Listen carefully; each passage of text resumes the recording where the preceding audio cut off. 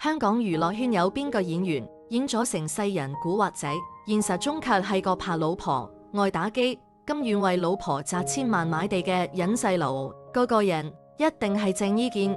2026年3月，有網民喺筲箕灣一間以明星食堂聞名嘅粉麵店，野生捕獲一對住黑色情侶裝嘅夫婦。男嘅留住標誌性長髮，年近60，身形略見圓潤，但舉手投足間仍散發住老味。女嘅一身簡約打扮，臉部線條飽滿，雙下巴若隱若現，冇半點化妝。兩個人坐喺店外搭台食嘢，既冇戴帽亦冇戴口罩，令偽裝咁同其他食客一齊享用平民美食。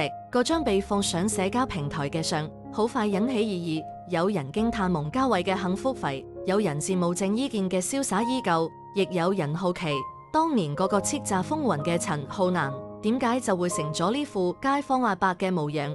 要講鄭伊健，一由頭講起。1967年，佢出世喺香港一個普通家庭，老豆係製衣廠管理人員，阿媽係家庭主婦，家境唔富裕，但一家人感情好好。1984年，仲讀緊中學嘅鄭伊健喺街俾星探發卦，拍咗雪糕屋廣告，之後又接連拍咗多個廣告，其中令人印象最深嘅係陽光檸檬茶。1986年，佢參加 TVB 新秀歌唱大賽，雖然只係入到前100名，卻因此被邀請試鏡，進入舞順利員進修班。但佢性格怕醜內向，加上緊張，3個月後因為成績差被淘汰。佢走去寫字樓做文員，做咗幾個月覺得唔適合，決定再試一次。今次成功考入無線電視藝員訓練班，正式入獄。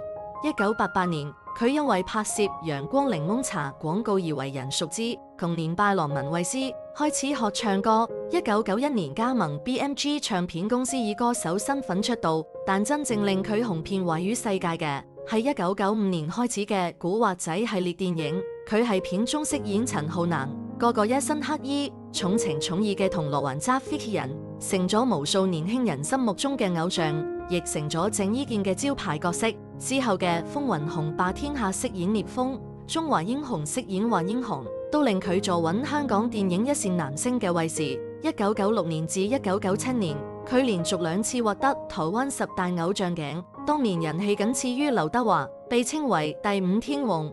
但比起演藝事業，鄭伊健嘅感情生活先係香港娛樂圈最轟動嘅篇章之一。上世紀90年代初，邵美琪已經係無線當家花旦，而鄭伊健只係個啱啱入獄嘅新人。兩個係片場相識，後來又合作拍戲，戲裏演情侶，戲外都動咗真情。嗰陣時，邵美琪成日深夜去片場探班，怕佢冇食飯，專登送食物過去。後來邵美琪因為長期拍戲捱壞身體，健康陷入低潮，鄭伊健不離不棄，忙前忙後照顧，話要守護佢一世。呢段女強男弱嘅戀情，當時被媒體稱為神仙眷侶。兩個人拍拖7年，堪稱娛樂圈痴情男。然而1999年，一切都變咗。嗰年，鄭伊健同梁詠琪合作演出舞台劇《仲夏夜狂想曲》，兩個係劇中奉旨嘴捉多場，緋聞開始轉得沸沸揚揚。10月，梁詠琪俾傳媒影到係鄭伊健屋企笑住落樓，以勝利者姿態離開，戀情正式曝光。呢場轟動全城嘅三角戀，被港媒戲稱為斷面雙奇，因為鄭伊健嘅綽號係伊面。之後，鄭伊健召開記者會，解釋自己同邵美琪早已分手3個月，共梁詠琪係新戀情，但形象已經一落千丈。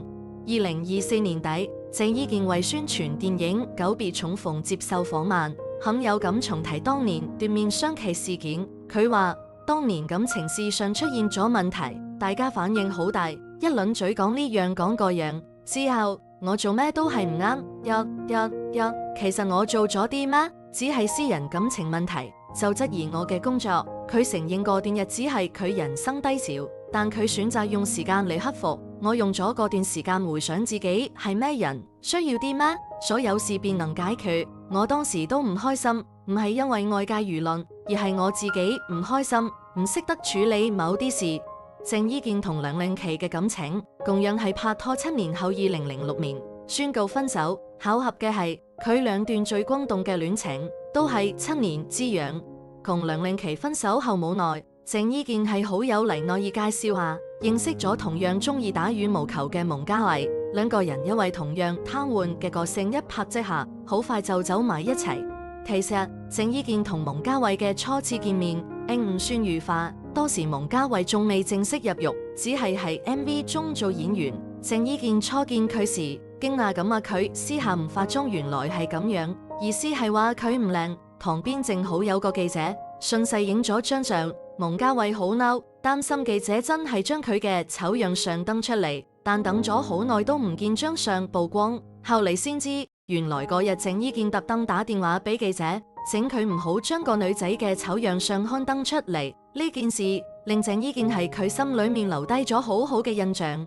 兩個人拍拖期間，蒙嘉慧嘅阿媽重病住院，時日無多，佢既要照顧阿媽，又要工作，分身乏術。鄭伊健便係佢冇時間嘅時候，特登去醫院探佢阿媽，準備對方中意嘅綜藝節目俾佢睇。當蒙嘉慧阿媽想食某樣嘢時，兩個人就一齊出去玩，一件件小事累積起嚟，令蒙嘉慧對佢越來越依賴。但最初兩個人連結婚都冇諗過。蒙嘉慧對婚姻有種排斥，因為佢阿媽嘅婚姻好唔幸運，結婚離婚不斷循環，特殊嘅家庭環境令佢對婚姻說不。直到有位朋友話，如果唔結婚，咁係對方生病嘅時候，佢連簽字都做唔到，佢先認真考慮呢件事。2013年，兩個人拍拖7年後，又係7年，喺東京低調結婚，打破咗鄭伊健嘅7年魔咒。婚後，兩個人早有共識，唔生仔，選擇享受無拘無束嘅二人世界。鄭伊健曾經多次解釋唔生仔嘅原因，佢話當時同蒙嘉慧結婚後冇耐，佢提出想要個小朋友，我話係冇可能嘅，我係堅決要做丁克嘅，因為我怕佢哋嚟到嘅時候壓力好大。而家嘅小朋友啱啱出世，就要考慮佢要學咩，要做咩。如果生小朋友只係為你自己開心，但你有冇諗過佢開唔開心？佢願唔願意嚟到呢個世界？佢又話你打開電視睇下新聞，呢個世界佢坦然有啲驚生小朋友，呢個係佢同老婆達成嘅共識。